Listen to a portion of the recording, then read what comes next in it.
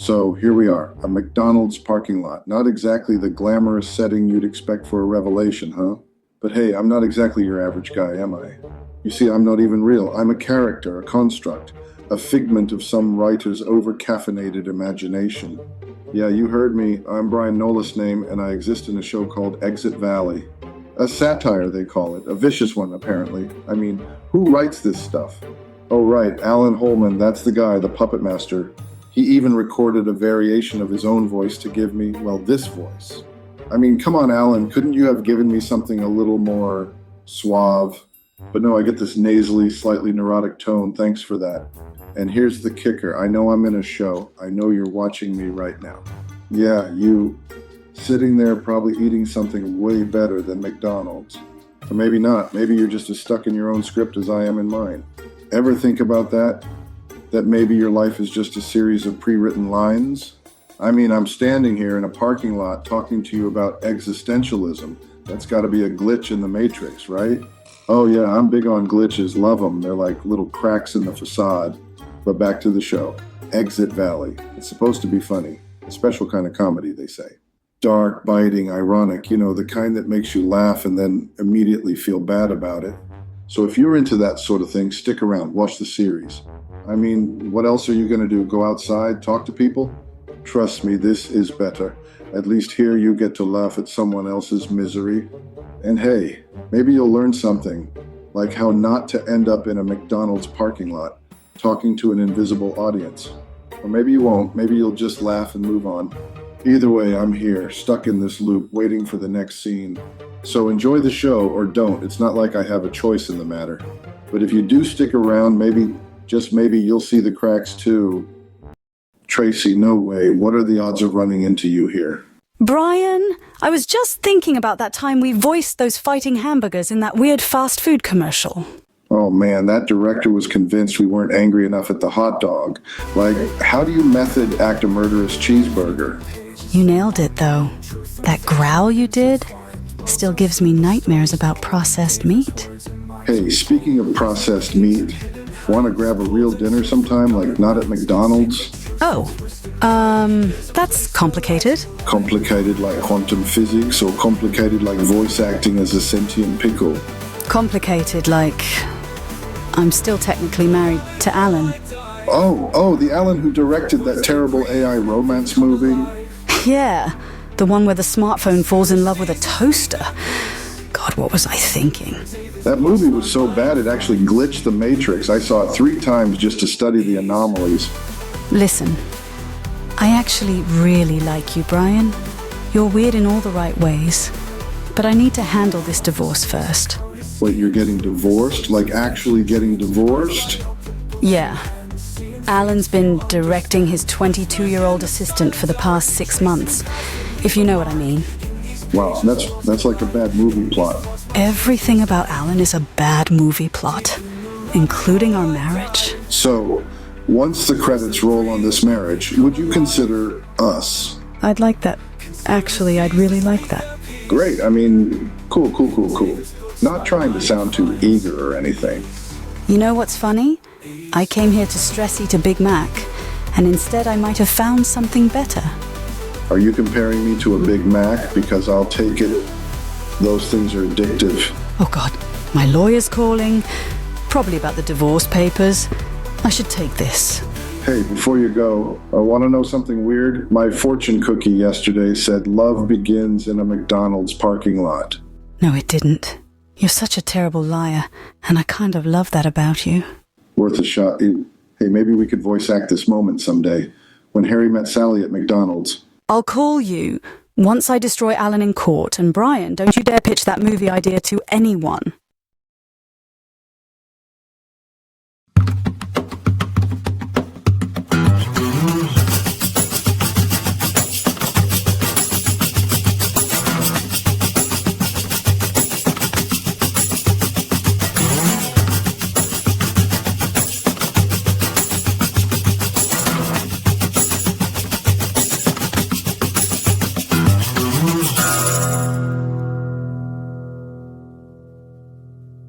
So, Tracy, I guess this is it, the end of our cosmic journey together.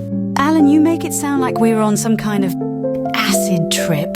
This is a divorce, not Burning Man. Wait, so is there anything I can do to help? I mean, I don't want this to be messy. Help? Zach, if you really wanted to help, you wouldn't have been the reason this is happening in the first place. Wait, what? How is this my fault? Well, buddy, your mom and I were doing fine until you started existing. That's not fair. I didn't ask to be born. And yet, here you are, Zach. A walking, talking reminder of all the compromises I made.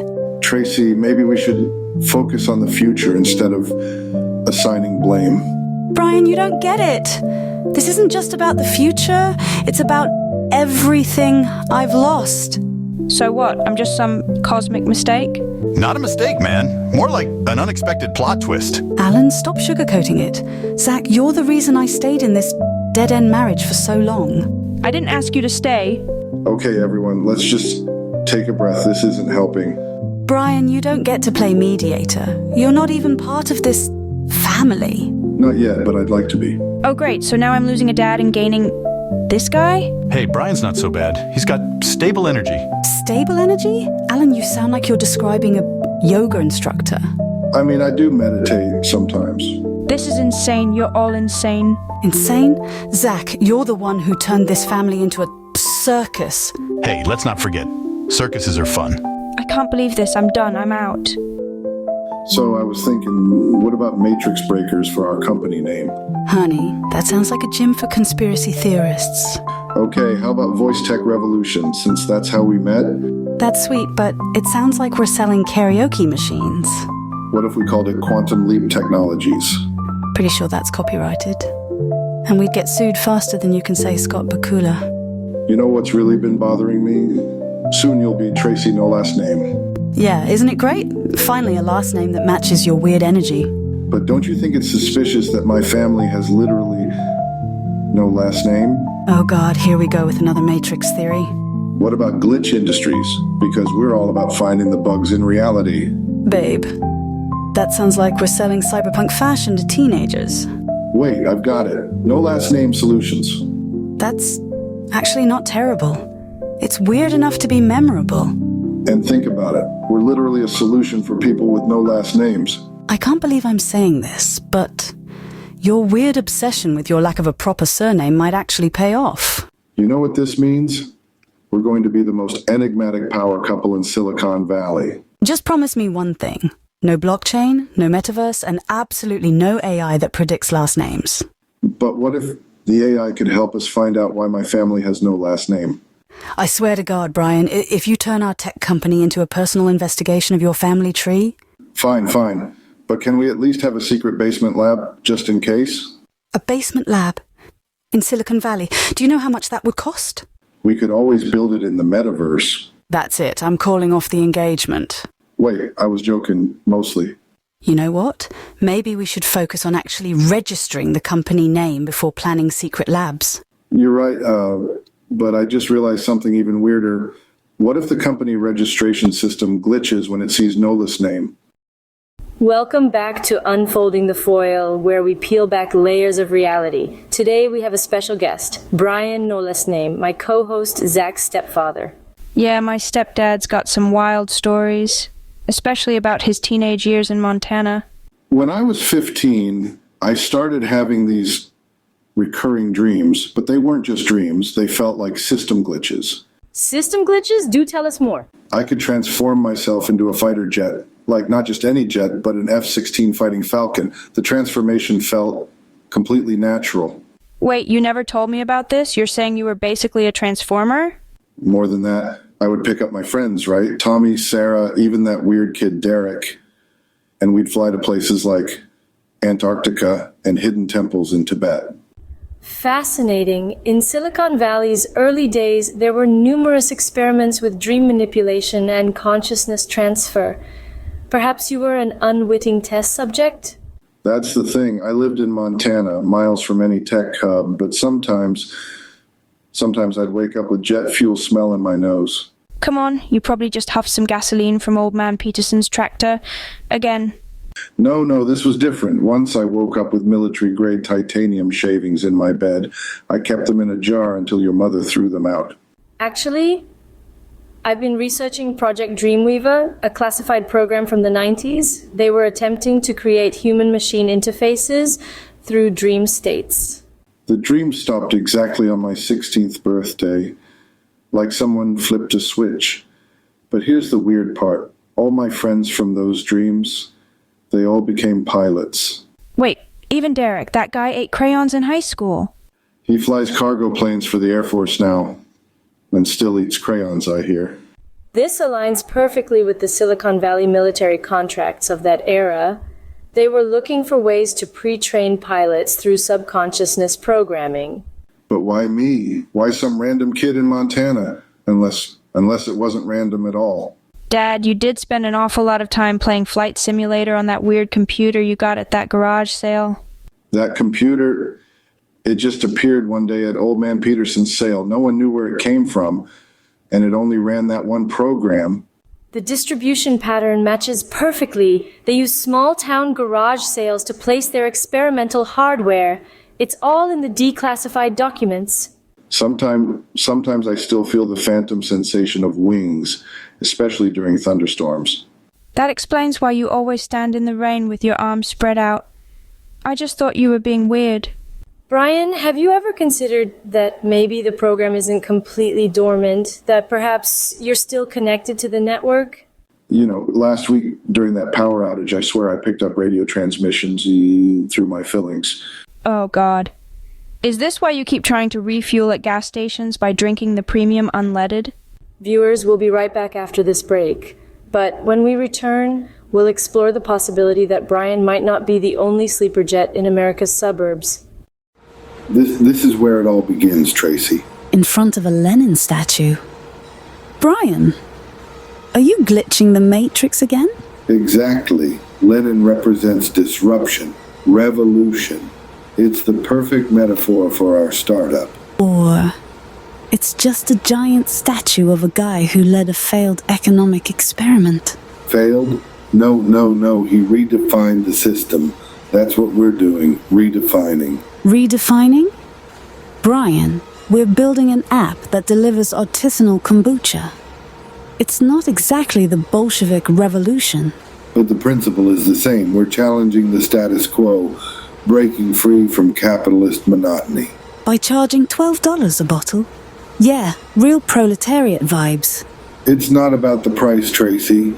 It's about the idea, the movement. Movements need followers, Brian. Right now, we have 3. You, me, and your mom. Every revolution starts small. Lenin had his inner circle. We have ours. Lenin also had a plan.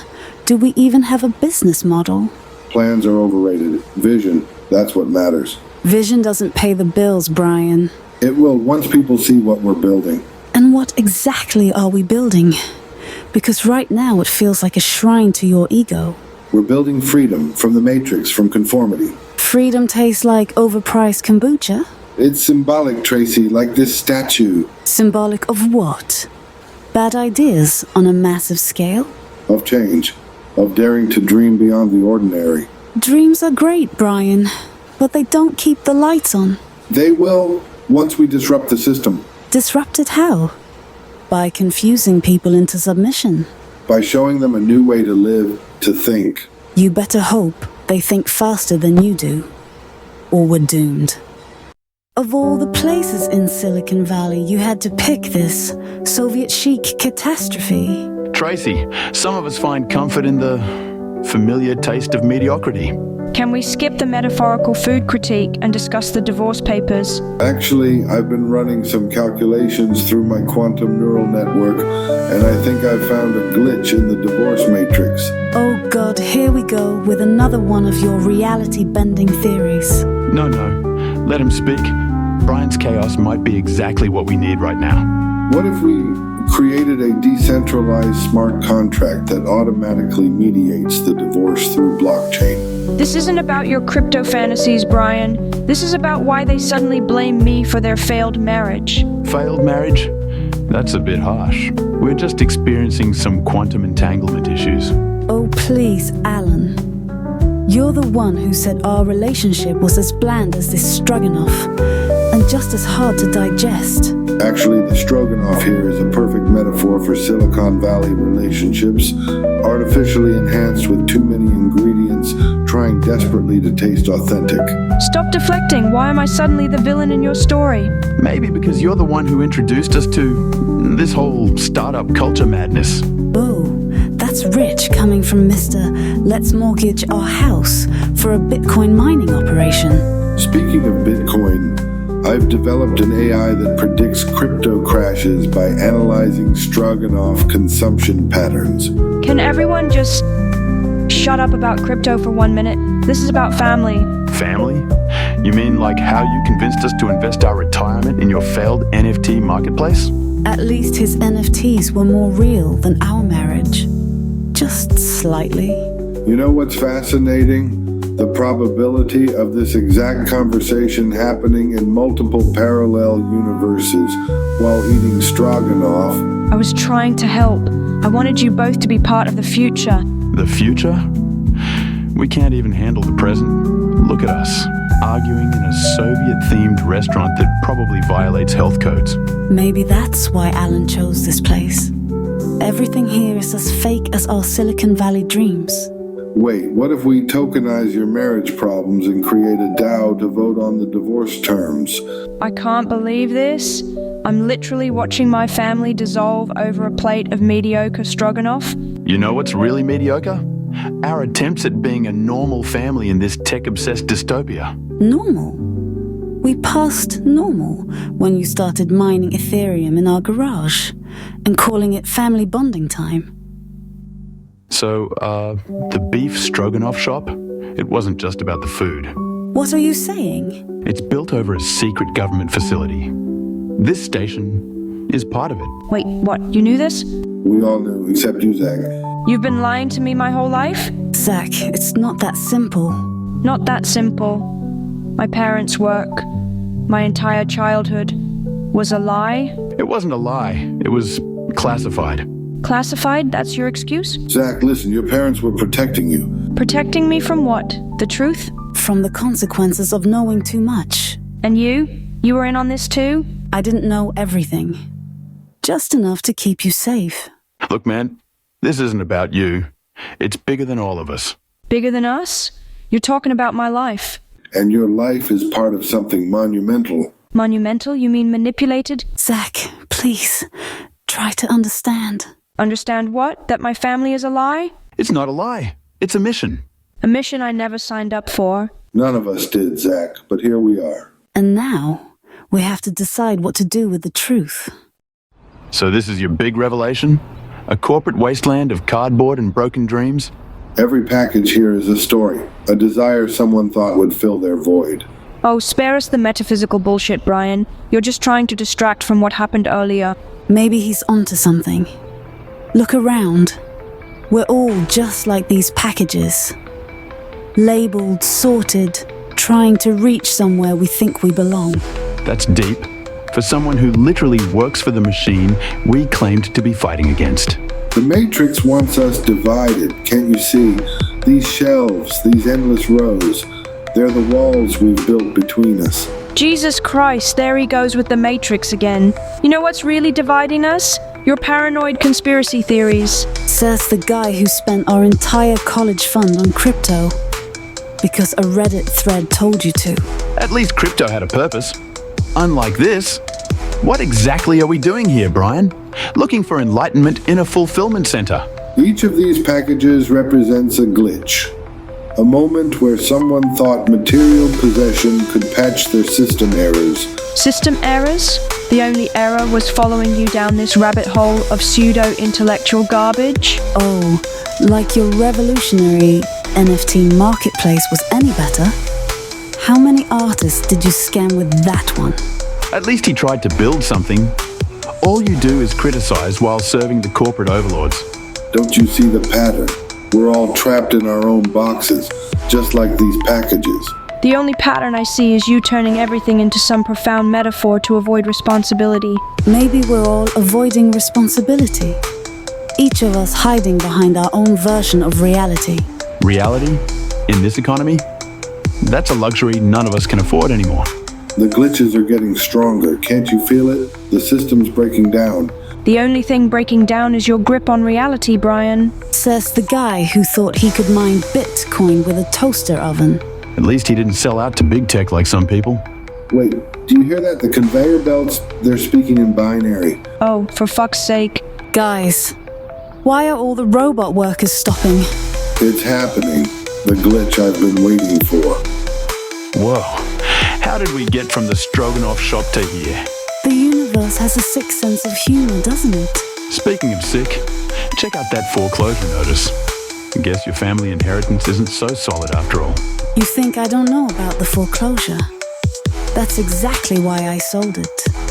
Without telling any of you. Oh, that's rich coming from you.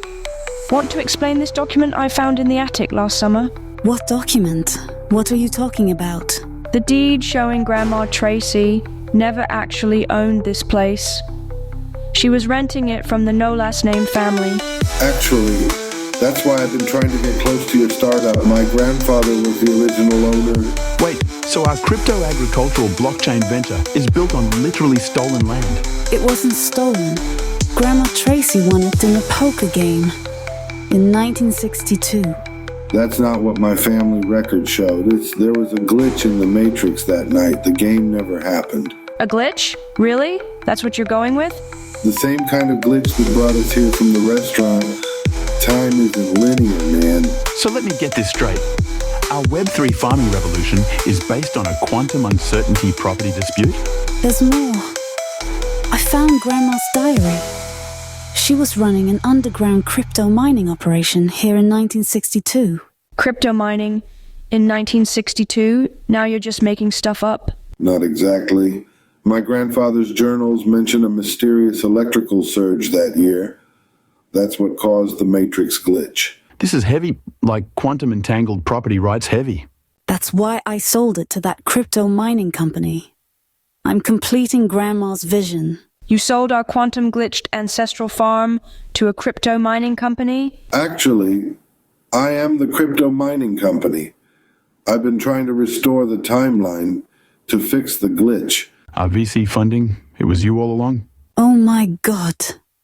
We're all just living in Brian's quantum blockchain simulation, aren't we? Not exactly, but I think it's time I showed you what's really in the basement.